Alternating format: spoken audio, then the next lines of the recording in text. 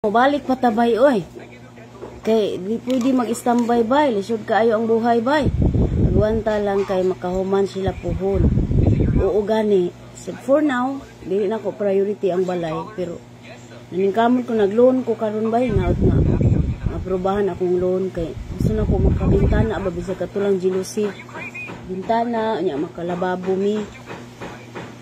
Nya ang puso ba masiminto man lang lutag tarong kay bato-bato pa ang puso kiton ta mo ha nara mong puso oh ata ang pultahan guba kay napay daghang mga sani mga sa signature dire mga bata guba kay na mong pultahan bay lani ba ihilak bay na o pahak. Ako ning gipapintalan before ko nilakaw ako gining kuan pero nara mo ang gawas bay.